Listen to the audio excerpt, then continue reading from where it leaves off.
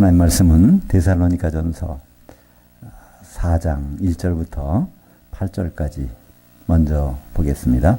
그러므로 형제들아 우리가 끝으로 주 예수 안에서 너희에게 구하고 권면하노니 너희가 마땅히 어떻게 행하며 하나님을 기쁘시게 할 수 있는지를 우리에게 배웠으니 곧 너희가 행하는 바라. 더욱 많이 힘쓰라. 우리가 주 예수로 말미암아 너희에게 무슨 명령으로 준 것을 너희가 아느니라. 하나님의 뜻은 이것이니 너희의 거룩함이라. 곧 음란을 버리고 각각 거룩함과 존귀함으로 자기의 아내 대할 줄을 알고 하나님을 모르는 이방인들과 같이 세욕을 따르지 말고 이 일에 분수를 넘어서 자기 형제를 해하지 말라.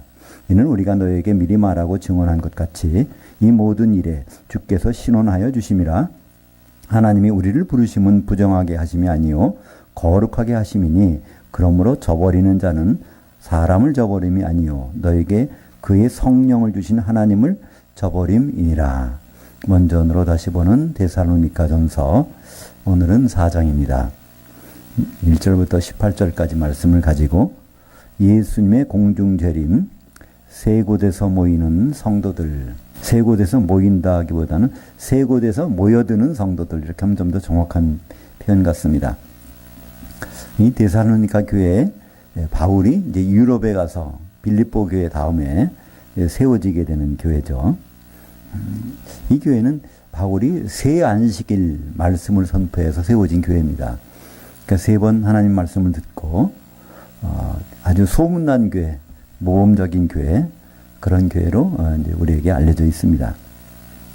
이 데살로니가 전서에서 1장, 2장, 3장, 4장, 5장까지 꾸준히 흐르는 하나의 그 테마가 있죠. 그건 주의 강림, 재림입니다. 다른 교회보다도 이 데살로니가 교회는 재림에 집중해서 생활을 하고 있었다는 것이죠. 그래서 이 데살로니가 교회는 어떤 그 책망이 거의 없죠. 다 칭찬만 이렇게 듣는 교회였습니다. 1절에 보니까 형제들아 우리가 끝으로 주 예수 안에서 너희에게 구하고 권면하노니. 그러니까 이 성경에 로마서부터 이렇게 모든 서신들은 수신자가 있고 발신자가 있는데요.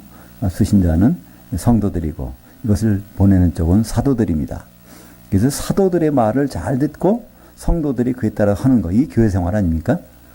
그래서 이 교회는 사도와 성도가 구분되는 것이기 때문에 이것을 구분하지 않으면 우리는 많이 혼돈을 하게 됩니다. 사도에게 주신 말씀인데 그것을 성도에게 주신 말씀으로 그걸 이행하려고 하면 그럴 능력도 없거니와 그게 전혀 다른 일로 바뀌기도 하죠.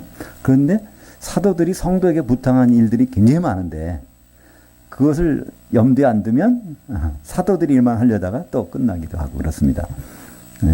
근데 오늘 분명히 바울은 얘기합니다. 사도들이 성도들에게 준 말씀이 있다는 겁니다.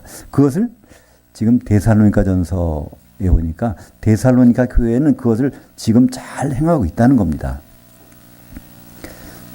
우리는 우리가 교회 생활, 신앙 생활을 한다고 할 때 정말 성도의 주신 말씀대로 하고 있는지, 그걸 구분하는지, 우리는 이 기회에 한 번 더 생각할 필요가 있다고 봅니다. 그러니까 이 데살로니가 교회는 직접적으로 가서 어디 전도하거나 뭐 특별한 행사를 한 것이 없습니다. 그죠? 오히려 그 교회의 믿음이 소문나서 다른 사람들이 이 데살로니가 교회를 보고 있는 것이죠.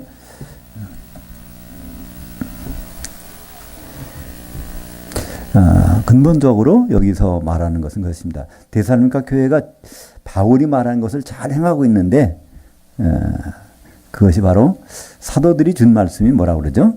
그것은 바로 예수님의 명령이고 그것이 하나님의 뜻이라는 겁니다. 그래서 하나님의 뜻, 성경에 많이 나오는데 오늘은 하나님의 뜻을 뭐라고 표현하고 있죠? 그것은 거룩함, 너희의 거룩함이다. 이 거룩함이라는 단어는 우리가 쉬운 말로 바꿔보면 이 구별된다는 거룩이라는 말은요. 거룩. 이거는 구별이라는 것과 같은 의미죠. 한마디로 세상에는 없는 겁니다. 이 교회라는 것도 사실 세상에 없는 거죠. 예수 그리스도의 몸이 어떻게 세상에 있었겠습니까? 근데 바로 우리는 이 거룩함, 구별된 것, 구분된 것. 근데 우리는 지금 교회가 세상의 단체와 조직과 비슷해지려고 같아지려고 하는 그런 모습들을 많이 봅니다. 그러니까 세상 사람들이 교회를 볼 때 하나의 어떤 종교 단체로 이렇게 본다는 것이죠. 근데 성경이 그렇게 말씀하지 않습니다. 다른 데서는 볼 수 없는 그런 걸 맛볼 수 있는 그것을 다른 말로 구별된 것, 그것이 이제 이 거룩함이라는 단어입니다. 성도라는 말이 사실 구별됐다는 뜻 아니겠습니까? 거룩할 성, 딸을 또니까 거룩한 구별된 사람들이, 그 데살로니가 교회는 세상 사람들과는 구별된 모습을 보여주고 있었습니다. 과연 하나님의 뜻, 오늘은 거룩함이라고 되어 있는데 이것은 성경 전체에서는 뭐로 나타나고 있을까요? 그것은 하나님의 뜻, 창세전에 가신 하나님의 뜻, 그걸 생각하면 그것은 지금도 여전히 하나님의 뜻입니다. 성경에는 고맙게도 창세전에 하나님이 기뻐하신 뜻이 있다고 기록하고 있습니다. 그것이 바로 에베소서 1장 4절과 5절이 나옵니다. 창세전에 그리스도 안에서 바로 택하고 예정하신 것이 있고 또 그리스도로 말미암아 또 기뻐하신 뜻을 세우셨는데 그것은 하나님의 아들들을 얻으신 방법을 그냥 얻지 않고 예수께서 그리스도가 되심으로 말미암아 하나님의 아들을 얻는다는 그 방법, 독특한 방법. 이건 세상에 없는 방법이 있단 말이죠. 그것은 우리는 지금 다 알고 있지만요. 예수께서 그리스도가 되셔서, 그리스도라는 것은 기름 부음을 받으신 것이죠. 사람으로 돼서 유월절 양으로 죽으시고 부활하실 때 맏아들로 부활하신 방법으로 바로 하나님의 아들들을 이렇게 세우시는 것을 창세전에 그분의 기뻐하신 뜻이라고 말씀하고 있습니다. 그렇다면 하나님의 아들들이 되는 것, 예수님이 맏아들로 세워지는 것, 하나님의 아들들이라는 것은 예수님이 형제들이라는 것이고요. 예수님의 형제들은 성경에서 바로 교회라고 말씀하고 있죠. 히브리서 2장 12절에 내가 주의 말씀을 내 형제들에게 선포하고 내가 교회 가운데서 주님을 찬양할 것이라. 그러니까 주님의 형제들, 이걸 다른 말로 예수님은 교회라고 이렇게 말씀하고 있습니다. 그것이 바로 거룩의 핵심입니다. 세상에서 구분해내서 특별한 세상에는 없는 교회, 그리스도의 몸, 예수 그리스도의 아내, 이거 되는 과정 말씀하고 있죠. 히브리서 12장 14절에 보니까 모든 사람들과 더불어 화평함과 거룩함을 따르라. 이것이 없이는 아무도 주를 보지 못하리라. 그러니까 우리는 다 주님을 사실 보긴 볼 것입니다. 근데 제대로 주님을 보고 보려면 모든 사람들과, 이 모든 사람은 누굴까요? 이거는 예수 믿는 사람들 가운데서 모든 사람이죠. 히브리서는 히브리인들에게 보낸 편지입니다. 히브리라는 뜻은 강을 건너왔다는 뜻이죠. 그래서 강을 건넌 사람들, 거듭난 사람들, 성도들에게 보낸 편지인데 그 모든 사람들과 더불어 화평함과 거룩함. 그러니까 이건 개인적으로는 불가능한 일입니다. 주님을 보려면요.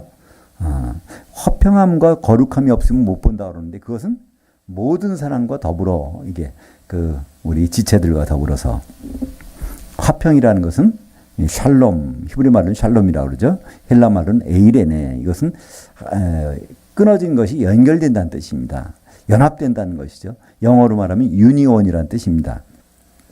그리고 거룩함. 거룩한 것은 교회밖에 없습니다. 다른 데는 거룩한 것이 있을 수 없어요. 예수님의 몸이 그 교회이기 때문에 그렇습니다. 그러니까 예수님을 신랑으로 생각하고 몸으로 구성되어 있는 것, 이것을 떠나서는 다 이것이 뭘까요? 결국 음란한 거죠.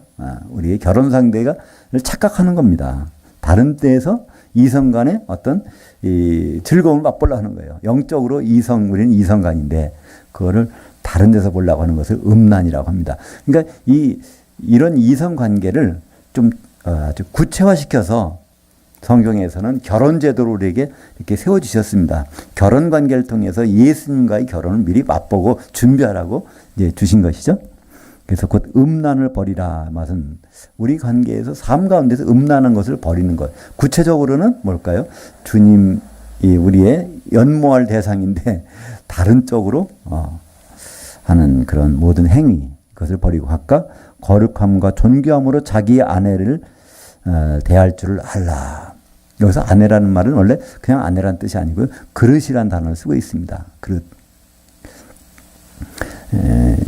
결국은 왜 갑자기 얘기하다가 부부 생활 얘기를 할까요? 결국 부부 생활은 무엇을 위해서 우리에게 주셨다는 것입니다. 근본적으로 부부 생활은 우리가 부부 될 것을 미리 알고 그 과정을 준비하는 과정에서 부부가 있다는 것이죠. 그래서 아내를 대할 줄 알라. 존귀함으로. 왜냐하면 주님이 우리를 그렇게 대한다는 걸 우리는 깨달으라는 겁니다. 그죠? 우리가 부부 생활을 해가면서 야, 주님이 우리를 얼마나 끔찍하게 생각하실까. 근데 우리가 다른 데를 본다고 하면 주님이 얼마나 우리를 섭섭하게 생각하실까. 이것은 그냥 막연한 것이 아니라 구체적으로 지금 데살로니가 교회에게 아주 바울은 이것을 말씀하고 있습니다.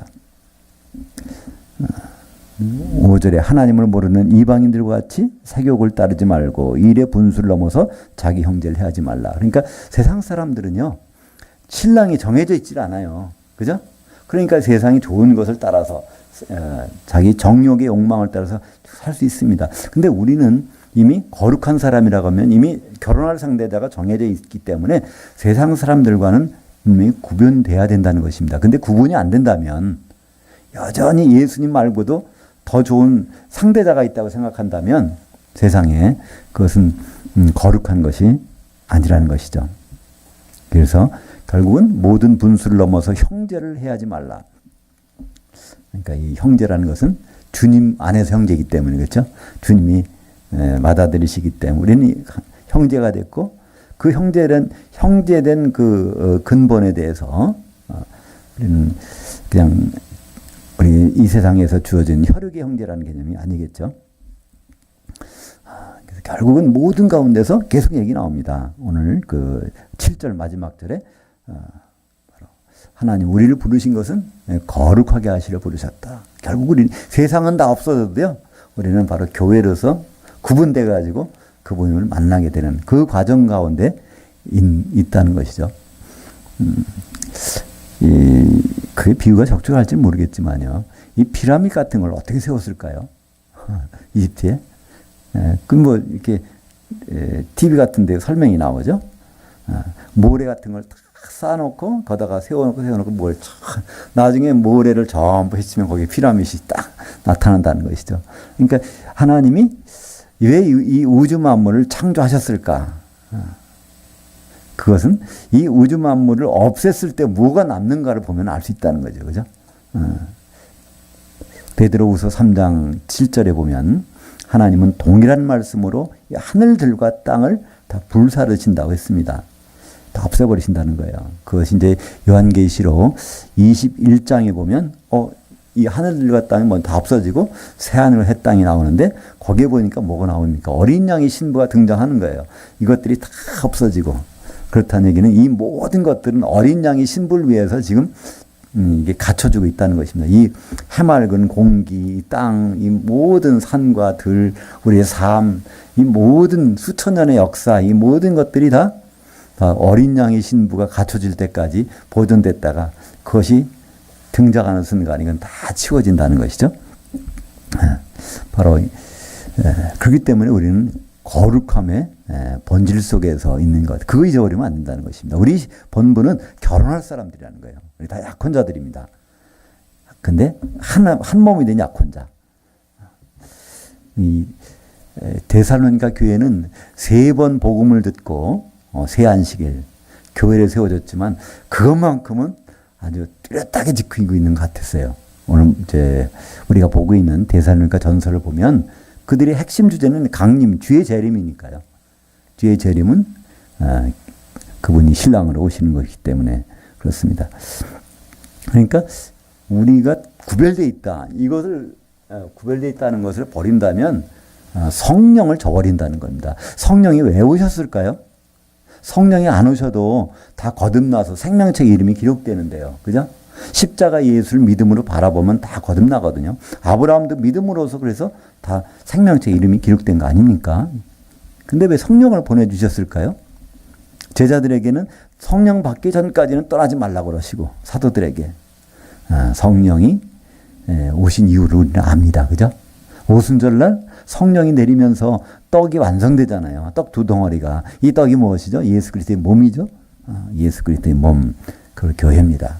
그래서 성령은 교회를 떠나서는 생각할 수 없는 것이고, 성령 하면 우리는 교회, 그리스도의 몸,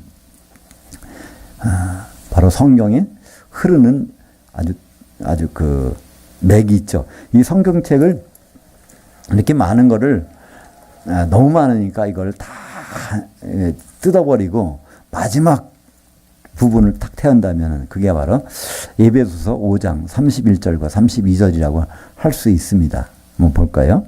에베소서 5장 31절. 그러므로 남자가 부모를 떠나 그의 아내와 합해서 그 둘이 한 육체가 될지니. 32절에 이 비밀이 크도다. 나는 그리스도와 교회에 대해 말하노라. 그러니까 창세기 2장 24절에 있는 말씀, 이걸 아주 구체적으로 드러내는 것. 바로 예수 그리스도가 신랑이시고 우리 교회가 신부가 되는 그 일, 그래서 한 몸 되는 결혼식. 이것이 바로 성경 전체에서 우리에게 하시는 말씀이죠. 베드로전서 3장 7절에 남편들아 이와 같이 지식을 따라 너희 아내와 동거하고 그를 더 연약한 그릇이요 또 생명의 은혜를 함께 이어받을 자로 귀여기라. 이는 너희 기도들이 막히지 않게 하려 함이라. 그래서 이 아내를 아주 끔찍하게 여기라는 거예요. 귀여기라는 겁니다. 이것은 결혼 생활 잘 순탄하게 하기 위해서 하라는 말씀이 아니겠죠. 그것은 진정한 우리의 본분이 아내라는 거기 때문에 그렇습니다. 또 우리 신랑은 주님이라는 것을 우리 삶 가운데서 그것이 예수님 우리를 귀여기잖아요. 그것은 예수님의 모형인 아담을 보면 알 수 있습니다. 그죠? 아담은 창세기 2장에 그 아내가 왔을 때 이는 내 살 중에 살이요 내 뼈 중에 뼈다 그러잖아요. 그만큼 귀한 말이 어디 있겠습니까? 우리가 주님이 우리를 만났을 때 우리 각자를 보시면서 이는 내 살 중에 살이요 뼈 중에 뼈다. 그만큼 그렇게 귀하게 여기시는 말씀을 우리 삶 가운데서 한번 경험하고 느껴보자는 겁니다. 그래서 베드로는 그렇게 말하고 있는 것이죠. 9절에 보니까 형제 사랑에 대해서 너희가 쓸 것이 없으면 너희들 자신이 하나님의 가르치심을 받아 서로 사랑함이라. 그러니까 세 계명을 이들은 이미 지키고 있다는 겁니다.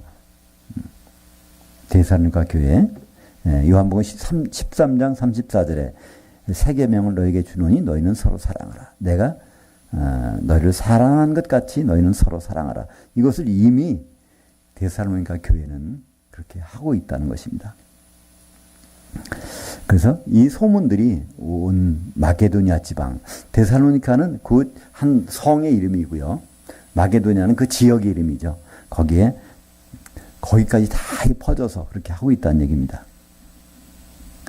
근데 오늘 이제 데살로니가전서 4장 13절부터 18절까지는 이제 특별한 내용을 담고 있습니다.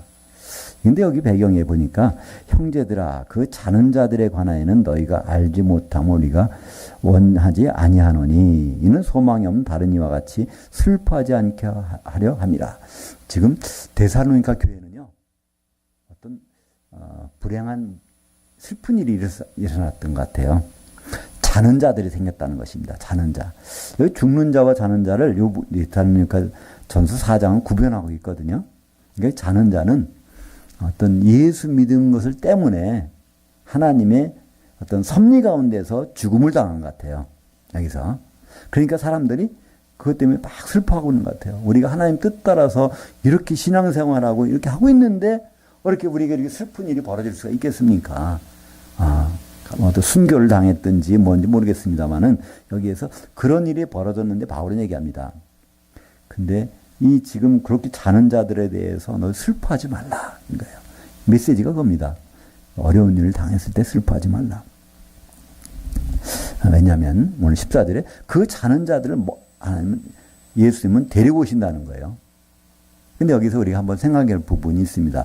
예수는 지금 하늘에 올라가 계십니다. 셋째 하늘에 올라가 계시고 그리고 원래 셋째 하늘에는 원래 자는 자, 사람은 없지 않습니까? 사람 없는데 자는 자들 데려오시는 그런 일이 벌어진다는 겁니다. 그리고 이제 앞으로 16절, 17절에 나오겠지만 무덤에서 나오는 자들, 그리고 뒤따라 올라가는 자들.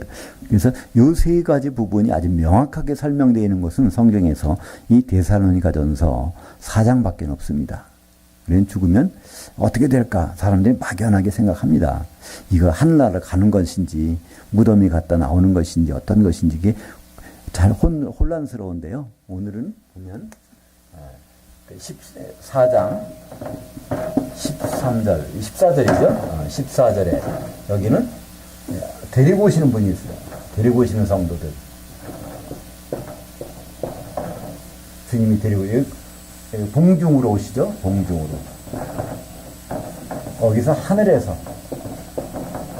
그리고 이제 16절에 보면 이 무덤에서 여기로 부활해서 올라간.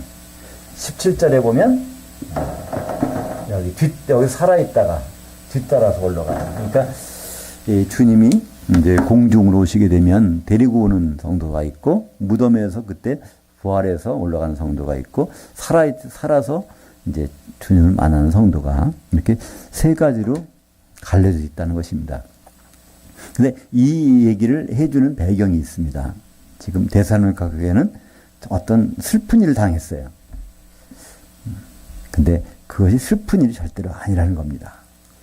오히려 하나님의 경륜 가운데서 데려가지는 사람들은 나중에 예수님이 데리고 오시는 그 자리에 있다는 거예요. 이것이 첫 번째라는 거예요. 그리고 이제 두 번째, 세 번째. 그래서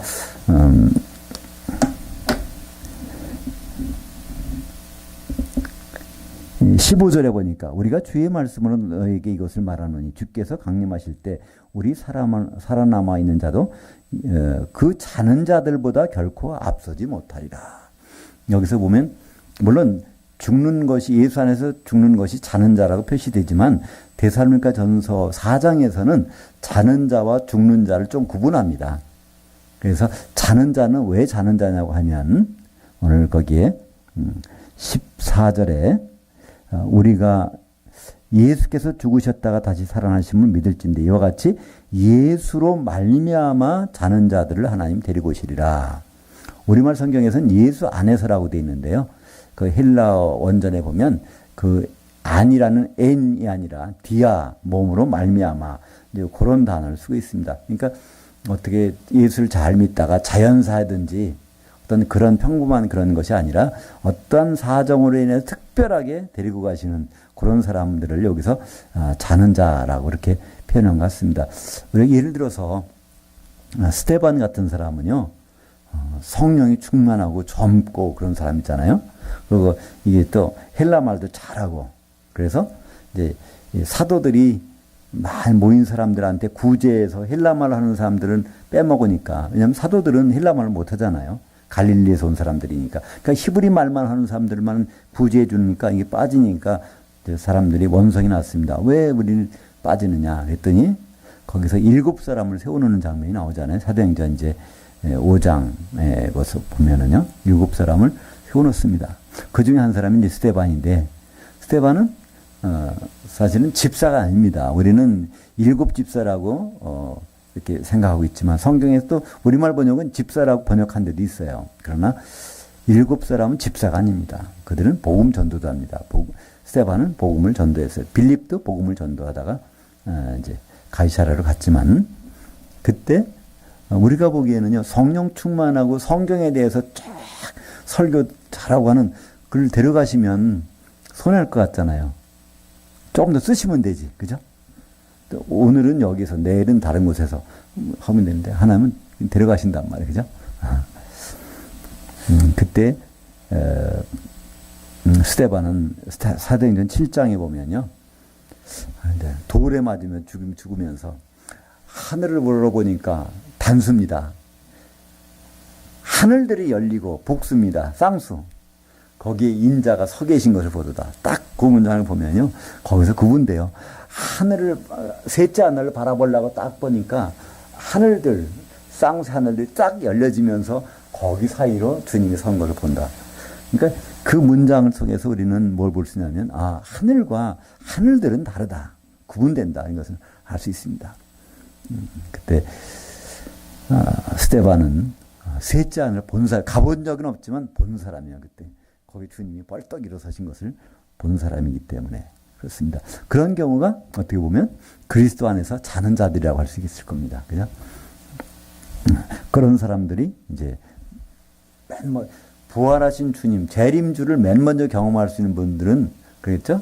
데리고 올 때 그분들이 먼저, 예를 들어서, 프랑스 파리에서, 같이 만난다 그러면요. 대통령이 미국을 방문했다가 거기 프랑스 파리, 그럼 같이 수행원들 데리고 가면 그 사람들이 먼저 대통령과 같이 접해 있겠죠? 그럼 파리에서, 한국에서 출발하는 사람도 있고, 그럼 프랑스 거기서 살던 사람도 만날 수도 있고, 이렇게 해서 모일 수 있을 것입니다. 지금 이 순서에 대해서 사도행, 이제 오늘 데살로니가전서 4장에서는 말씀하고 있습니다. 이 순서에 대해서 데살로니가전서 3장 13절에 마지막 절에, 지난주에 마지막 절에 거기서도 데리고 오시는 성도에 대해서 말씀한 적이 있습니다. 오늘은 그것을 구체적으로 말씀합니다. 15절에 우리가 주의 말씀으로 너에게 이것을 말하노니 주께서 강림하실 때 우리 살아남아 있는 자도 그 자는 자들보다 결코 앞서지 못하리라. 그래서 예수님이 데리고 오는 사람들보다 예수님을 대면하고 만나는 것이 순서적으로 이제 뒤에 있다는 것이죠. 성경에 보면요, 먼저 된 자 나중되고 나중된 자 먼저 된다, 이런 말씀이 나오죠. 그게 2번 정도 나옵니다. 부자 청년 말씀하시다가 본토 친척 아비지를 버린 자마다 이제 바로 그런 얘기 하신 다음에 이 말씀을 먼저 된 자 나중되고 나중된 자 먼저 된다. 우리는 그걸 적용을 이상하게 하죠. 먼저 예수를 잘 믿었는데 그 사람이 어떻게 봅니까? 신앙적으로 뒤처지고 나중에 믿는 사람이 더 열심이다. 그래서 그때 먼저 된 자 나중되고 나중된 자 먼저 된다, 이렇게 하는데요. 이거는 그런 용도로 사용되는 말씀이 아닙니다. 예수님이 마태복음 20장에 보면요, 이 포도원을 이제 품꾼의 비유로 하잖아요. 아침에 일찍 가서 온 사람들 거다 드리고, 그 다음에 이제 한 9시쯤 드리고, 그 다음에 점심 때, 그 다음에 오후 한 3시, 그 다음에 6시에 이제 근무 마감인데 1시간 남겨놓고 5시에 갔더니 또 거기 사람들이 있어. 아직 일을 못하고 거기서 기다리는 사람들이. 그 사람 데려다가 1시간 딱 일했는데 한 데나리온을 먼저 주잖아요. 그때 이제 거기 있던 먼저 일한 사람들, 우리는 하루 종일 일했는데 1시간 일한 사람하고 우리를 똑같이 주려고 하시면 됩니까? 그때 거기서 이제 예수님이 그 말씀하신, 내가 주는 사람이고 내가 그 약속해서 주는 건 네가 무슨 상관이냐? 그때 거기서 하시는 말씀이 먼저 된 자 나중되고 나중된 자 먼저 된다.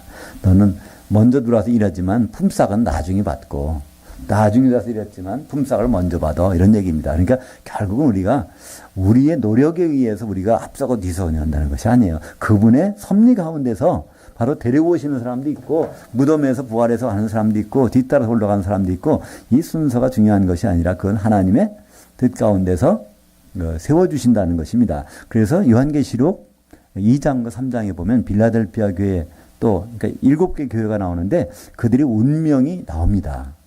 그 중에서 이 빌라델피아 교회는 어떻게 말하죠? 너희가 믿음을 지켰기 때문에, 적은 능력을 가지고 믿음을 지켰기 때문에 1시간의 시험을 면하게 해준다는 겁니다. 이 세상에 아주 그 전무후무한 그 시험이 올 텐데 그 1시간의 시험을 면하게 하리라. 그리고 그들에게 성전의 기둥이 되게 하리라, 이런 말씀 주십니다.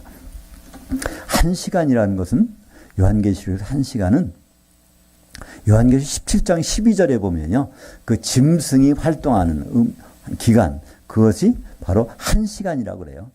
근데 다니엘에서는 짐승이 활동하는 기간은 언제죠? 7일이니까 7년입니다. 그러니까 요한계시록에서 1시간이라고 하는 것은 7년의 기간을 나타냅니다. 7년의 기간 동안에 해를 남지 않게 해주신다는 것입니다. 그래서 요한계시록에 보면 그 빌라델피아 교회에 대해서 우리는 7장에 인 맞은 자들 나오죠. 전 3년 반에 인을 마치는 동안에 그 인 맞은 자는 해를 당하지 않죠. 그래서 후 3년반이 나오는 것은 요한계시록 14장에 나옵니다. 시온산에 있는데 14만 4천 명이 올라가 있잖아요.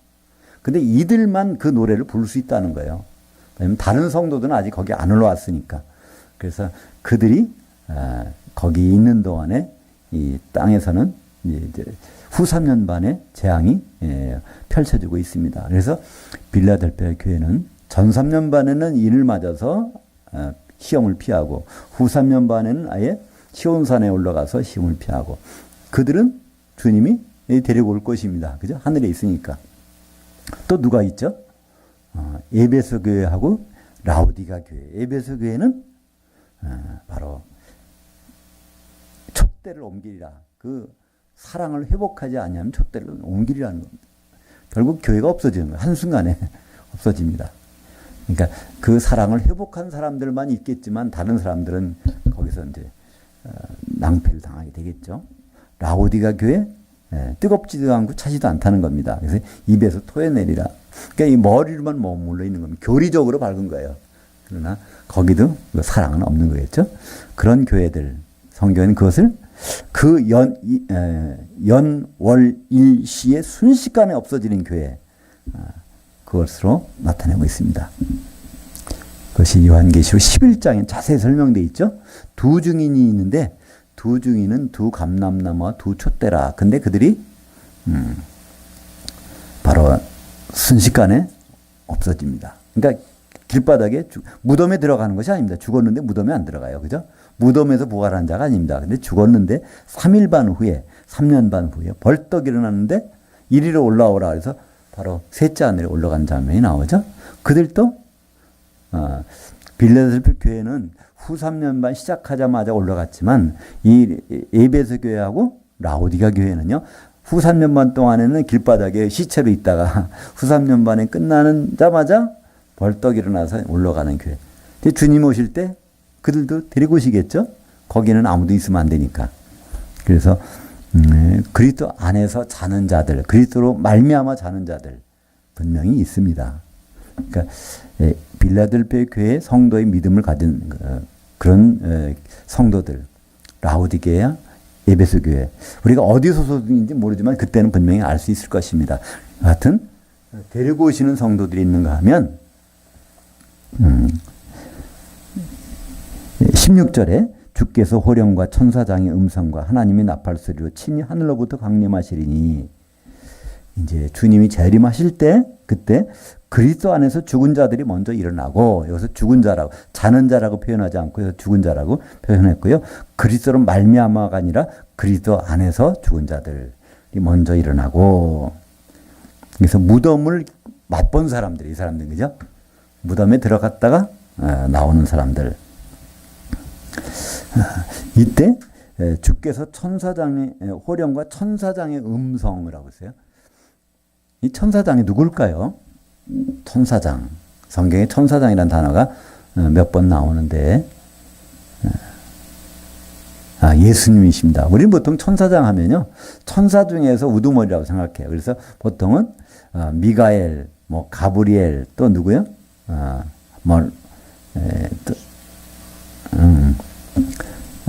사탄을 뭐 루시엘인데 그것이 루시퍼가 됐다 그러는데요.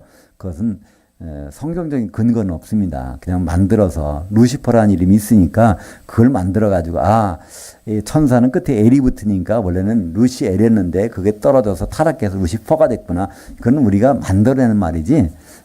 그것은 이제 성경적인 근거는 없습니다. 성경적인 근거 유일한 것은요. 천사장은 바로 미가엘밖에 없습니다. 그건 직접 천사장 미가엘이라고 하거든요. 어디 나오죠? 그것이 요한계시록 12장 7절에 하늘에 전쟁이 있으니 미가엘과 그의 천사들이 용과 더불어 싸울세 용과 그 천사들도 싸우나. 물론 이제 베드로 후서에도 이 미가엘 천사장 미가엘이라는 말이 나오는데요. 이 미가엘은 다니엘서도 나오죠. 미가엘. 원래는 미카엘인데 미카라는 것은요. 누가 그러냐 그러는 거 누구냐 그런 겁니다. 하나님 같으시니까 누구냐 이런 것입니다. 그러니까 예수님은요 예수님밖에는 하나님 같으신 가 없다는 그런 예수님의 별명입니다. 그래서 요한계시록 12장에 나오는 하늘에 전쟁이 있으니 미가엘과 그의 천사들이 마귀와 그의 천사들과 싸워서 그들이 바로 땅으로 떨어진 장면이 나오지 않습니까? 그래서 이 미가엘은 예수님의 별명입니다. 그러니까 천사장, 예수님은 하나님도 되시고 예수님은 완전한 사람도 되시고 또 예수님은 한편으로는 천사를 부르시는 천사의 우두머리도 되신다는 거예요. 그래서 예수님이 오실 때는 천사들 데리고 오십니다, 다들. 그러니까 천사가 거기 남아서 뭐 하겠어요? 천사의 그러니까 우두머리가 내려왔는데. 그래서 예수님을 항상 인자가 그의 모든 천사들과 함께 올 때, 재림 때는 이렇게 설명하죠. 오늘도 데살로니가 전서에 보니까 4장 16절에 주께서 호령과 천사장의 음성으로 오신다는 겁니다. 그리고 하나님의 나팔소리로. 이것은 고린도전서에서는 15장에서 마지막 나팔이라고 합니다. 왜 마지막 나팔일까요? 요한계시록 보니까 7나팔이 있는데 바로 7번째 나팔, 마지막 나팔이 울릴 때 주님이 재림한다는 것을 말씀하고 있죠. 첫째, 둘째, 셋째, 넷째는 바로 복음이 선포될 때부터 그때 이미 불려진 거고요.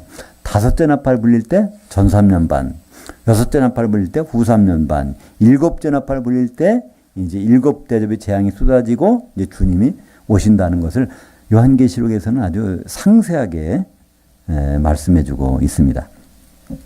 그래서 마태복음 25장 31절에 보면요, 인자가 자기 영광으로 모든 천사와 함께 올 때, 그러니까 예수님 오실 때 거기 천사 이제 하늘 보자 거기 천사 필요 없다는 거예요. 모든 천사를 데리고 오는 거예요. 왜냐하면 천사 입장에서는 천사장이 내려가는데 안 내려갈 수 있습니까? 그러니까 다 데리고 오십니다. 그들을 마태복음 13장에서는 뭐를 마지막 때 추수꾼으로 쓰신다는 거예요. 이제 신천지 분들은 사람들이 자기들이 추수꾼이라고 그러는데 성경에서는 그렇지 않습니다. 마태복음 13장에 분명히 바로 추수꾼은 천사들이요 그렇게 돼 있어요. 예수님의 천사들로 추수하시는 것이 예수님 우리 성도들 데리고 누구 추수하라고 하시는 건 아닙니다. 우리 성도들은 그분의 몸을 이루고 기름 준비하고 그죠? 그 말씀을 먹고 하는 그런 역할을 주신 것이지 추수하라고 성도들 풀어놓지 않는다는 것이죠. 그래서 마태복음 25장 31절에 인자가 자기 영광으로 모든 천사와 함께 올 때 자기 영광의 보좌에 앉으리니 예수님 오셔서 보좌에 앉습니다. 그리스도의 심판대죠. 너희들도 12보좌에 앉아서 이스라엘 12지파를 심판하리라. 바로 그리스도의 심판대에서 그 옆에 앉은 심판관들은 12사도라는 것을 성경은 마태복음 19장 28절에 분명히 하고 있습니다. 그래서 마태복음 25장에서 그러잖아요. 여기 있는 내 형제 중에서 지극히 작은 자 하나에게 한 것이 바로 내게 한 것이니라. 이 사도들이 양들이 염소가 풀을 다 준비해 놨는데 그거 무시하지 않고 잘 대우한 그들이 바로 진짜 양이고 그렇지 않으면 다 염소라는 겁니다. 그때 여기 있는 내 형제들이라고 했어요. 그리스도 심판대 여기 있는 내 형제 중 지극히 작은 자 하나에게 한 것이 바로 나에 대해서 한 것이니라. 요한계시록 12장 7절에서 그 미가엘, 고린도전서 15장 51절에서 마지막 나팔, 7번째 나팔이죠. 요한계시록 11장 15절에 분명히 있지 않습니까? 7째 천사가 나팔을 불매.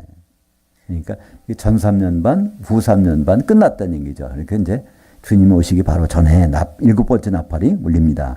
큰 음성들이 나서리되 세상 나라가 우리 주와 그리스도의 나라가 되어 그가 세세토록 왕노릇 하시려다 하니 여기서 세상 나라가 바로 우리 주와 그리스도의 나라가 되어 지금은 어떤 나라일까요? 지금은요 세상 나라, 세상 임금이 세상 왕이 통치하고 있는 세상 나라입니다.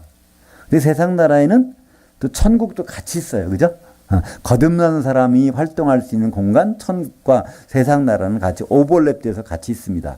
근데 주님 오실 때는요, 세상 나라 왕이 무적행이 들어가는데 더 누가 있겠습니까? 그러니까 그리스도의 나라는요, 천국이 아닙니다. 정확히 말하면. 물론 천국에 포함됐다고 할 수 있지만 그리스도의 나라라는 뜻은요, 천년왕국을 얘기하는 것입니다.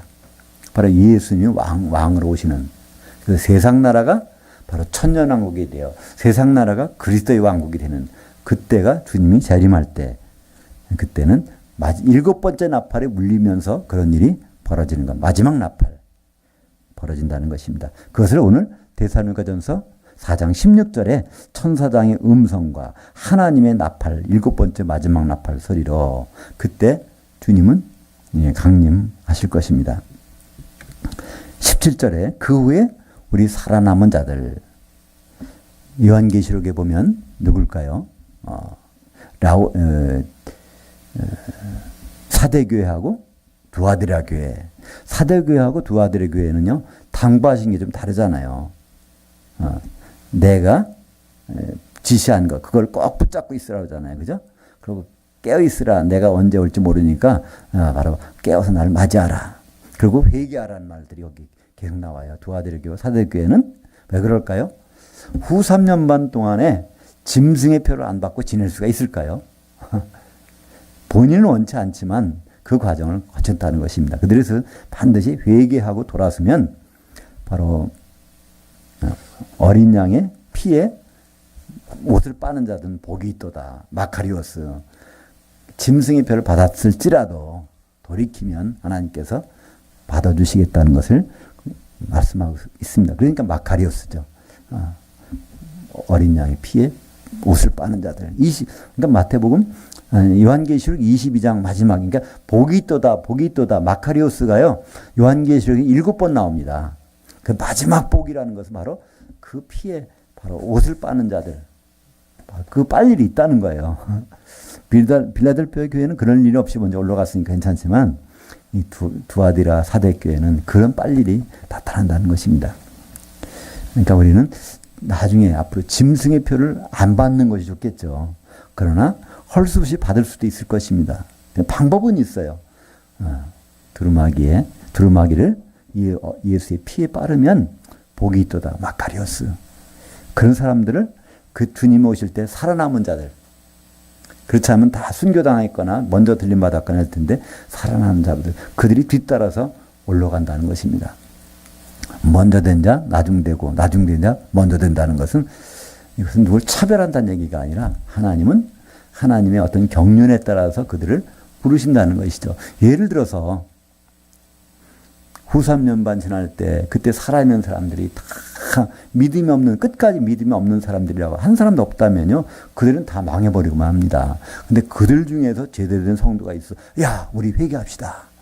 이게 우리는 할 수 없이 짐승의 표를 받아서 3년 반 동안 이렇게 우상에게 절도 하고 경배했지만 우리는 하나님이 복음을 열어주지 않았냐. 그때 깨어있는 성도가 있으면 그 모든 사람들 이끌고 같이 바로 회개하고 이제 주님께 들어갈 수 있는 길이 열리지 않겠습니까? 그때 필요한 성도들이 있다는 거예요. 그죠? 자기 자신을 위해서 하는 것이 아니라 모든 성도들이 다 이렇게 표를 받고 있는데 그것을 해결할 수 있는 다른 성도들이 분명히 있어야 될 것입니다. 우리가 그런 역할을 할 수 있을 거예요. 북한에 가서 간첩 노릇하며 서는 사람도 우리가 볼 때는 애국자잖아요. 그 사람들이 가서 정보를 가지고 있어서 어떤 사건, 사고를 미연에 방지해서 우리를 지켜줄 수 있다면 거기 가서 간첩 노릇하고 있는 거, 우리에게는 고마운 분들이잖아요.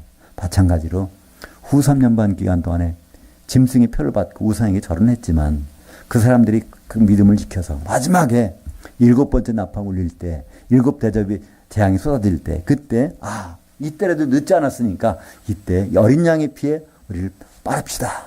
그리고 올라가는 두아디라 교회, 사대교회 있다는 것이죠. 그래서 마지막에 우리는 이 공간 개념을 잘 잡아야 됩니다. 성경에는 여러 하늘이란 말도 있고 하늘들이란 말도 있고 이 땅 밑에 여러 가지가 있지만 이 공중이란 단어가 좀 독특하게 등장합니다. 공중이라는 것이 뭘까요? 공중이라는 것은 우리가 생각할 때 눈에 보이는 이런 하늘이 있는가 하면 눈에 안 보이지만 분명히 있는 어떤 공간이 있습니다. 그걸 성경에 그걸 공중이라고 그러잖아요. 그래서 마귀는 공중권세 잡은 자입니다. 여기 있긴 있지만 우리가 보는 그 물리적 하늘에서는 마귀를 관측할 수가 없잖아요. 그러나 분명히 있습니다. 근데 공중에 권세를 잡고 있는데 이 공중 권세 잡은 자에게 7번째 대접이 거기 쏟아집니다. 그죠? 7대접의 재앙이 마지막에 공중에서 쏟아버려요. 그러니까 적군의 사령부가 타버리는 겁니다. 이 요한계시록 16장 17절에 7째 천사가 그 대접을 공중에 쏟음에 그 음성, 큰 음성이 성전에서 보좌로부터 나서 이르되 되었다 하시니. 그래서 마귀의 사령부가 이제 이렇게 없어지는 겁니다. 에베소서 2장 2절에 보면 그때 너희는 그 가운데 행하여 이 세상의 풍조를 따르고 공중의 권세 잡은 자를 따랐으니. 그래서 창세기의 1장에 보면 첫째 날 빛이 있으라 해서 하나님 보시기에 좋았더라. 근데 둘째 날 궁창이 생겼어요. 그때는 하나님 보시기에 좋았다는 말 없어요. 거기는. 왜일까요? 궁창, 공중 권세 잡은 자가 활동한 공간은 마련해뒀어요. 언제까지? 무적행이 집어넣을 때까지는 거기 있단 말이에요. 근데 이 공중이라는 것은 아주 좋은 곳으로 변화됩니다. 그죠? 예식장이 돼야 되잖아요. 주님 오셔서 거기서. 그리스도 심판대가 열리고, 그 다음에 거기서 이제 혼인잔치가 벌어지게 되니까, 그때 직전에 하시는 것, 바로 7번째 대접을, 재앙을 공중에서 쏟게 되죠. 그것과 동시에 나타나는 것이 요한계시록 20장 1절에 바로 천사가, 이 천사는 예수님이 천사의 모습으로 나타나죠. 무적행 열쇠와 쇠사슬을 가지고 그 마귀를 잡아서 이제 거기다 큰 대접을 쏟았으니까 그 무적행에다가 집어넣습니다. 인봉에서 그들이 가는 것. 무적행, 귀신의 처소. 물론 마귀도 거기 같이 들어가는 거죠.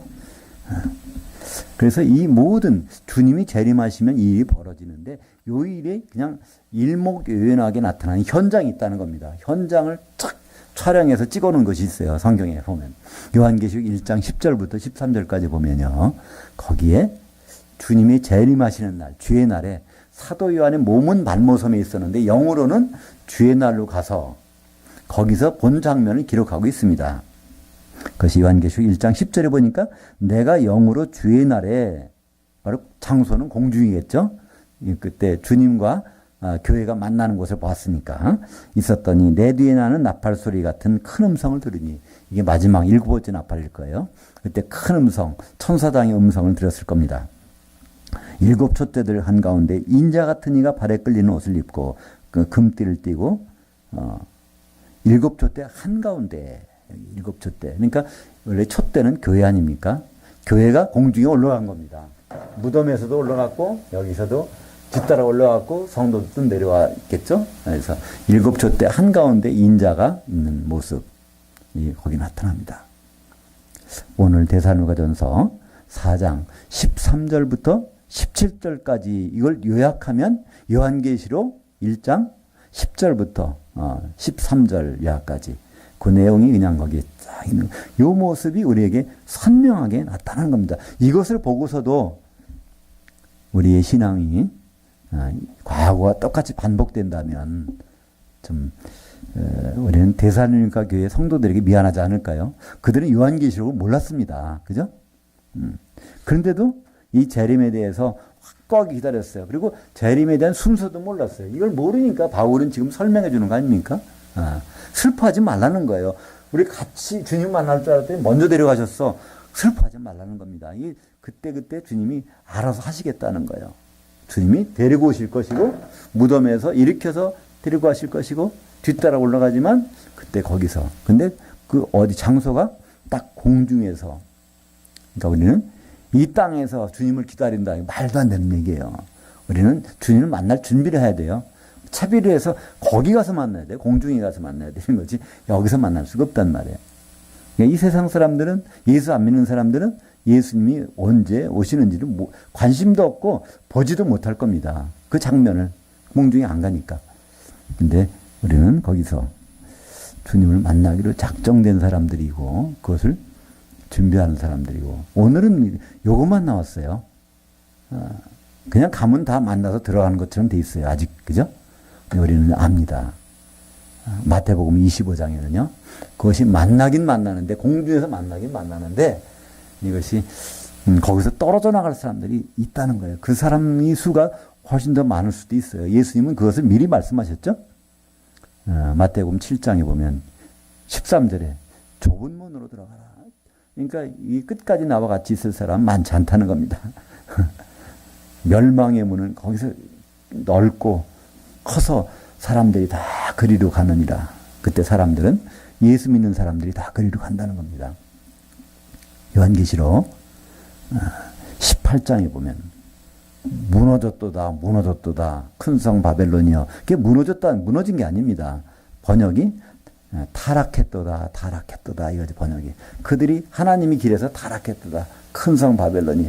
너의 백성아, 거기서 좀 나와라. 그럽니다. 그러니까 거기 대부분 사람들은 거기에서 큰 성 바벨론은 요한계시 18장 21절에 보니까 맷돌을 달아서 깊은 바다에 던져지는 것처럼 1000년 동안 던져지는 그것이 바로 대부분의 교회의 모습들이라는 것을 성경이 우리에게 말씀해 주고 있습니다. 데살로니가 교회는 그런 세세한 내용을 몰랐어요. 그래도 그들은 바로 하나님 기뻐하신 뜻대로만 가고 있다고 합니다. 우리는 지금 굉장히 많은 정보를 가지고 있어요. 구체적인 정보를 갖고 있습니다.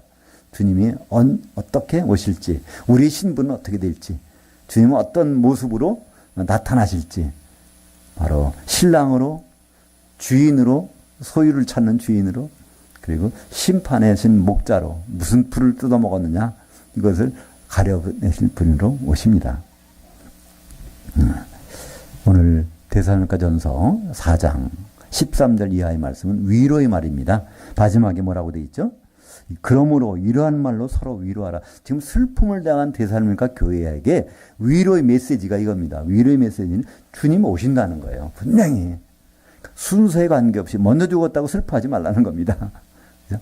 분명히 그때 한 곳에서 만나게 될 것인데 거기서 보니까 항상 주와 함께 있으리라. 그러니까 우리는 공중에 올라갔다가 주님이 움직이시 않기 때문에 내려올 일이 없어요. 이 땅으로 내려와서 뭐 할 일도 없단 말이에요. 그래서 항상 주와 함께 있으리라.